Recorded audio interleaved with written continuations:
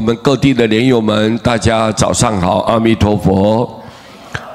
在书里面呢，有一段记载，相传呢，唐朝非常有名气的医生叫做孙叔淼。有一次他在路上呢，看见了一个牧童在杀一条小蛇。孙叔淼就恳求这个牧童哎呀，你不要杀蛇啦，并用他自己的衣服去赎救，然后将受伤的小蛇呢敷上药物，并放回草丛当中。1个多月以后啊，孙叔淼就遇见了一个白衣少年呢，下马来拜见他，并感谢他说：“谢谢你啊，日前你救了我的弟弟。”少年很盛情的邀请孙叔淼到他家中做客。来到一座金碧辉煌的房舍，原来孙叔淼救的小蛇是龙王的儿子啊。龙王为了报答孙叔淼救子之恩，送他很多的珠宝彩缎，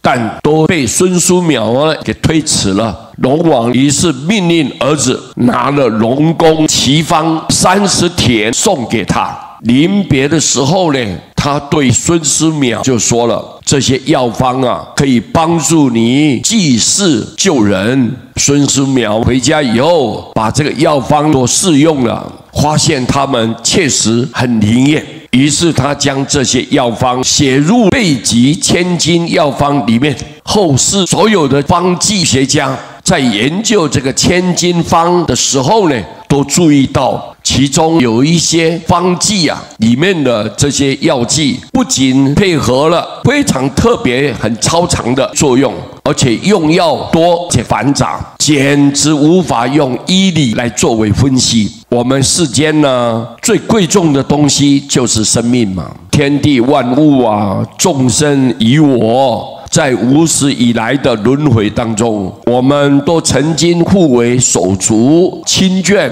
当过家属。今朝我们放生，等于是救自己的亲人，而异类的众生被抓、被杀命在垂危之际呢，都是惊惶失措。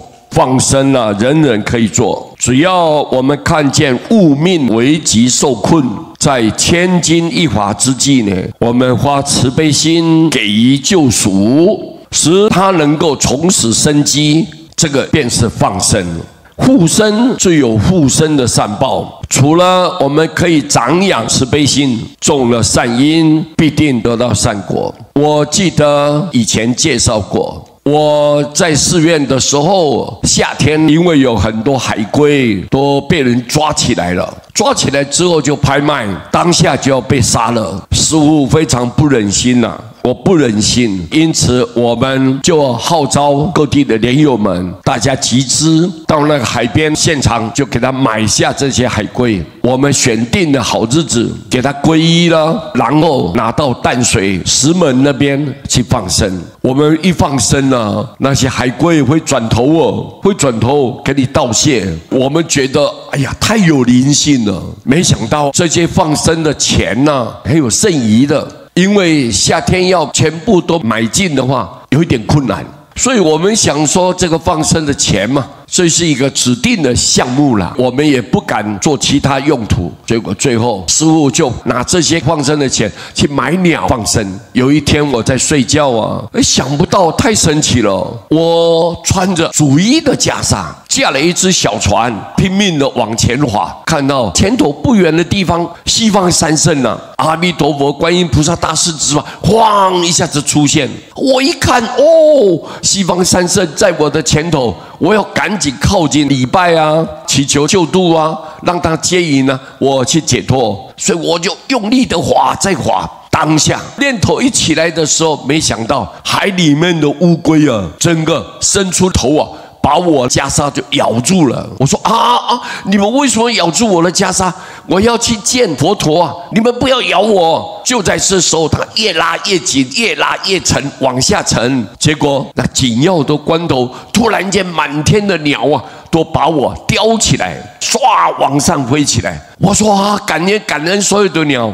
后来就在这非常紧张恐怖的状况下，哗一下子我醒过来了。后来我自己想说啊，我知道了，那个是要放乌龟的钱嘛，我把它拿去放鸟啊。你看这个因果有多可怕呀！我们人要有慈悲怜悯的心，佛菩萨是最欢喜的，是最感高兴的。所以我们一定要知道这个因果的可怕，然后再加上我们随时随地要心存的善念，为众生多关怀，那么无形之中你以后的功德之粮才会记住。这一点呢，我们应该要明白，任何的众生都是我们的六亲眷属，我们不可以任意宰杀他，伤害他，我们没有资格这样做。不然的话，你如果心很凶狠残暴，那么你所作所为最后一定会回过头来的，冤冤会相报的，一世绝尘冤，三世就报不完。所以这一点呢，就用这个机会跟所有各地的莲友们报告，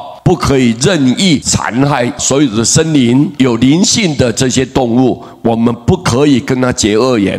这样子的话呢，大家非常和平相处，就很幸福快乐啊！我们非常谢谢大家，阿弥陀佛。